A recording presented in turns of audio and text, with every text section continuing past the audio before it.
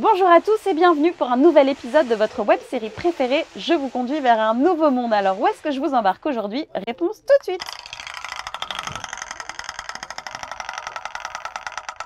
Eh bien, ça sera dans la Sarthe et croyez-moi, vous n'allez pas gaspiller votre temps. À tout de suite.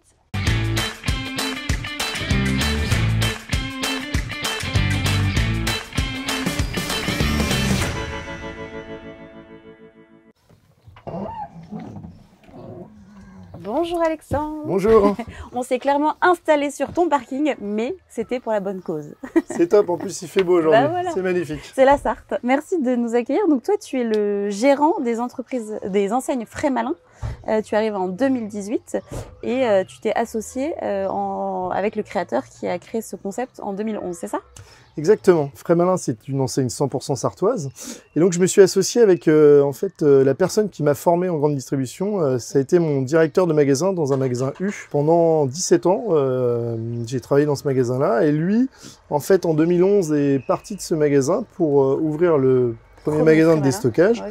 Et moi, j'ai pris sa place en tant que directeur du magasin. Vous êtes retrouvés ensuite sur le même chemin de l'anti-gaspillage, parce que c'est ça l'ADN de Frais Malin, c'est vraiment une enseigne contre le gaspillage. Alors, il y a plusieurs choses. Il y a le but, c'est la lutte contre le gaspillage alimentaire.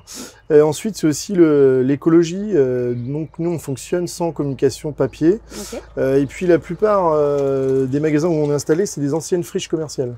Donc ça nous a permis de relancer une activité dans des bâtiments qui étaient destinés à être détruits. Ah, donc vous êtes vraiment le maillon d'un cercle vertueux, quoi. Parce qu'on pourrait dire que votre business, enfin, on pourrait imaginer que votre business est basé un peu sur la surconsommation des autres, finalement. Ben c'est exactement ça. En fait, on est le dernier maillon d'une chaîne. Aujourd'hui, les industriels, les grandes surfaces, il y a tout un maillon avec des cahiers des charges. Et puis nous, on arrive à la fin, on est le petit poussé où on récupère toute la marchandise et on la revalorise pour les clients minimum à 30% moins cher qu'un prix de grande surface. Donc ça veut dire qu'ici, on retrouve que des aliments, enfin que des produits alimentaires, ou il y a aussi d'autres types de marchandises? Il y a d'autres types de marchandises, mais 70% de notre chiffre d'affaires, c'est le produit frais. Ensuite, on a 25% de produits dits ELDPH, épicerie, liquide, hygiène, beauté. Et puis, on a 5% de non alimentaires, un peu de bazar et de textile. D'accord. Et ça veut dire que tu vas les récupérer chez des commerçants proches. Là, par exemple, on est à Arnage, ou vraiment que dans la Sarthe, où tu rayonnes un peu plus loin, Alors, on va rayonner du petit producteur local à 5 minutes de chez nous, on rayonne dans toute la France. Ok, toute la France, d'accord. Une fois que vous les avez récupérés, vous les mettez en vente, et si chez vous, c'est pas vendu? Alors en fait, le système est simple, c'est que quand on met le produit en vente, déjà, à la base, on est 30% moins cher que les grandes surfaces. Et ensuite, 3 jours avant la date de ce produit-là, on passe à moins 40% de moins 30. 2 jours avant, moins 50 de moins 30. Dernier jour, moins 75 de moins 30. Ça vaut pratiquement plus rien le produit. Et si on voit qu'on a un gros souci à vendre ce produit, donc on fait appel à la banque alimentaire, au Resto du Cœur. Et le dernier maillon, c'est le zoo pour nourrir les animaux. L'idée, c'est aussi de faire changer les pratiques de la grande distribution, ou tu penses que c'est peine perdue? Ça fait du coup depuis 2017 que je me suis lancé dans le projet. J'ai ouvert le magasin en 2018. Je trouve que ça n'a pas vraiment changé. C'est pas forcément de leur faute, hein. C'est qu'ils sont ancrés dans un cahier des charges qui est très compliqué à bouger, parce qu'aujourd'hui c'est un mastodonte tout ce système-là. Donc ça bouge, mais lentement. Donc normalement, si ça devait s'améliorer et bouger, on ne devrait plus exister. Oui, c'est ça. Sauf que on continue à exister et puis on grandit de plus en plus. Il n'y a pas que le problème en fait du système de la grande distribution industrielle. C'est la façon de consommer des gens aussi. Il y a le client aujourd'hui. Le client gaspille beaucoup plus qu'un industriel ou la grande distribution. Ils achètent, ils consomment, ils ouvrent le frigo, le produit, ah bah mince, c'est la date du jour, oh non, je le mange pas. Donc en fait, il faut rééduquer tout notre système français. C'est-à-dire qu'il faut même, pour moi, éduquer à la base, à l'école, faire comprendre aux enfants que ce produit-là, il y a quand même du travail derrière, il y a quand même des producteurs. On ne peut pas gaspiller tous les produits parce que le produit plaît moins ou parce qu'il est moche ou parce que j'ai pas envie de manger ça aujourd'hui. Donc c'est tout un système à revoir. C'est une prise de conscience totale. Et c'est vraiment l'objectif que tu t'es donné en arrivant là?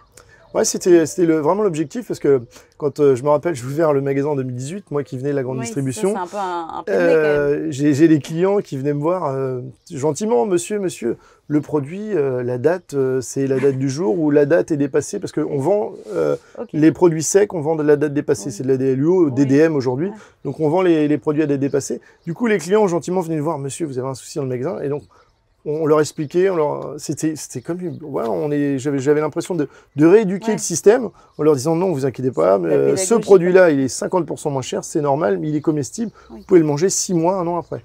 Oui, du coup, tu disais que la typologie de tes clients avait évolué, que maintenant c'était monsieur et madame tout le monde, et c'est aussi une forme d'engagement de leur part de venir chez Frais-Malin plutôt que dans une enseigne un peu plus...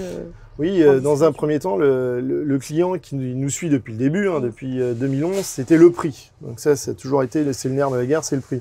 Mais derrière, on a beaucoup de gens qui viennent maintenant, mais pour le concept, c'est-à-dire... une enseigne qui avance sans papier, sans communication excessive, et puis aussi du coup le client qui se dit ben mince, le petit producteur qui a travaillé pendant des mois sur sa production, son produit il est moins beau mais il est bon, donc on va l'aider et puis on va aller acheter dans une enseigne comme Frais-Malin. Et puis il y a le monsieur et madame tout le monde qui avant on regardait pas forcément aussi aux économies, mais tout le monde fait attention aujourd'hui. Et puis pourquoi acheter ce produit-là plus cher dans une grande surface alors que il est chez nous, sauf que là peut-être que dans une grande surface il y avait 6 jours de date, là il y a que 3 jours. C'est aussi une autre façon de prévoir ses courses. C'est vrai que mécaniquement on va se dire moi j'ai besoin de ça pour mes menus de la semaine. En fait c'est plus un positionnement différent où tu vas voir ce que tu peux avoir à dispo et tu composes en fonction. C'est tout en fait, c'est tout un concept. Alors après, on a des clients qui viendront jamais chez nous, même s'ils adhèrent au concept, ils viendront jamais chez nous. Pourquoi? Parce que quand on vient faire les courses chez Frais-Malin, j'ai pas tout dans le magasin. Donc ça veut dire qu'on va d'abord faire nos courses chez Frais-Malin, mais ensuite on est obligé de faire le complément grande surface. Et c'est mon but aussi aujourd'hui, parce que demain, si je fais comme toutes les grandes surfaces, j'achète de la farine, du sucre, de l'eau, je deviens un magasin lambda. Moi, c'est pas le but. Moi, c'est vraiment d'avoir les produits qui étaient destinés à la destruction, qui arrivent chez nous, on leur donne une dernière vie et puis on évite de gaspiller. Effectivement, le fait de pouvoir cliquer et d'avoir tout à disposition, ça peut aussi être préjudiciable pour ton concept. Et c'est ce qu'on disait, c'est que du coup, le client est devenu un surconsommateur. Donc c'est vrai que de chez lui, dans son canapé, il appuie sur un bouton, le lendemain, le produit est arrivé. Donc il y a beaucoup de produits, si on va chez les gens aujourd'hui, il y a beaucoup de produits hors alimentaires qui dorment, qui servent à rien. C'est clair. Et la peur de manquer aussi. Et la peur de manquer. Et en alimentaire, on achète toujours plus, la peur de manquer. Du coup, à la fin, le produit finit à la poubelle.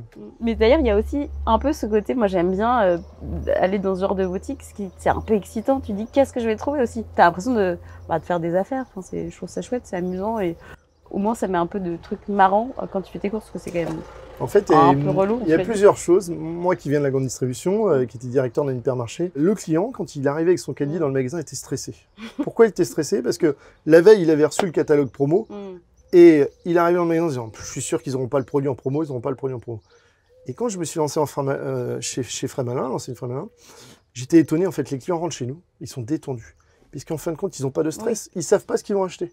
Donc, ils se promènent dans le magasin, ils font le tour, ils sont heureux et arrivés en caisse, en grande distribution, les gens regardent leur montre, je suis pressé. Mais chez Frais-Malin, les gens ne sont pas pressés.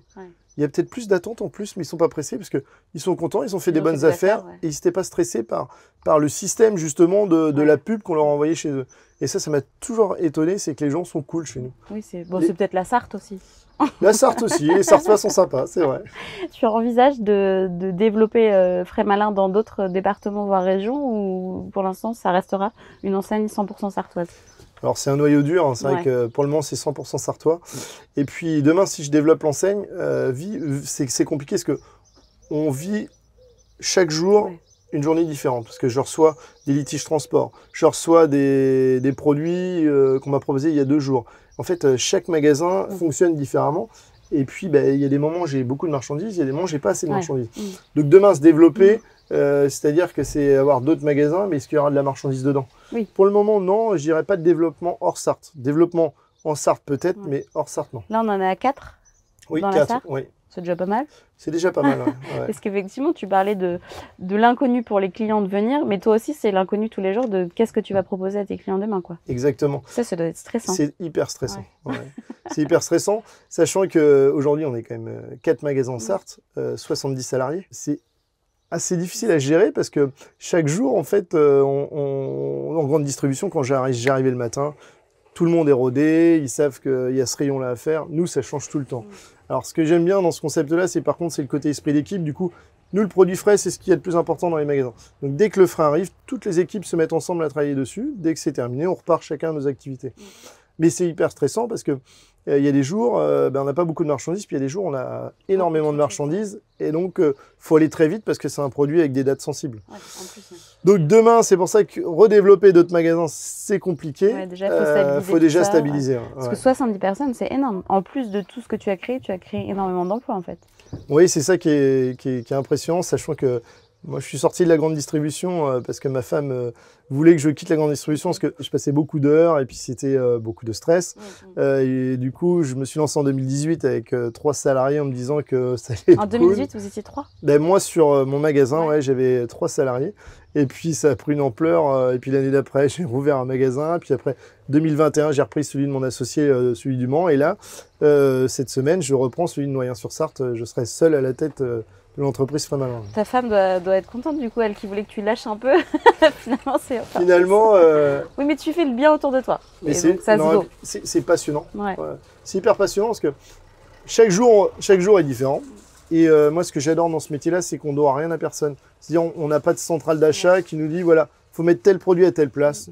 En fait, on vit au jour le jour. Si demain, on va visiter mes 4 magasins, mes magasins sont à l'image de mes salariés. Donc, chaque magasin est différent. Le magasin de Savigny-l'Évêque vont décider de mettre le poulet à cet emplacement-là. À Arnage, ils vont décider de le mettre par ici. Ouais. Et c'est ça, on n'a pas de règles. Il n'y a pas de code, il y a juste une règle, c'est respecter le client, respecter les normes, l'hygiène, la traçabilité. Oui. Mais sinon, on n'a pas de règles dans le magasin. Et ne pas jeter. Et ne pas jeter. Et là, moi ici, je trouve quand on vient chez Frais Malin, on est commerçant, on a le sourire. Mes salariés n'ont pas de stress, d'objectifs, de chiffres, d'objectifs.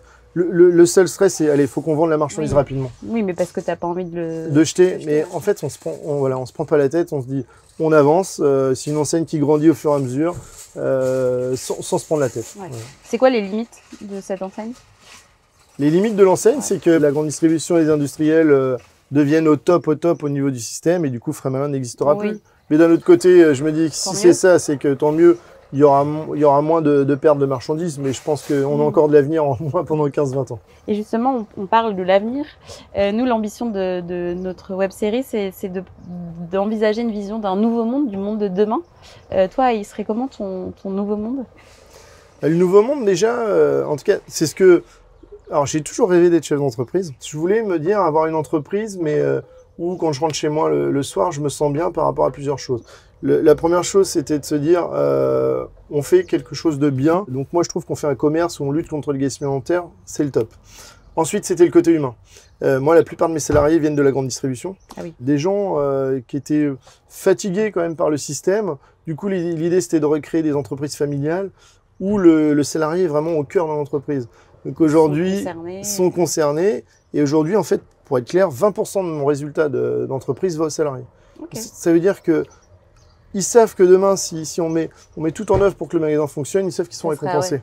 Et ça, moi, ça, je trouve ça vraiment top. C'est-à-dire que, au moins, ils savent que quand ils viennent au boulot, ils viennent pas pour rien. Oui, ils sont pas un numéro parmi tant d'autres et ils sont traités à leur juste valeur. Voilà. Et puis, les plannings, une chose toute simple. Nous, on ne travaille pas les jours fériés. 0 jour férié travaillé. Noël, Nouvel An, moi, j'ai connu ça avec mes enfants. J'arrivais à table le soir, je dormais à table, je les voyais pas. Ouais.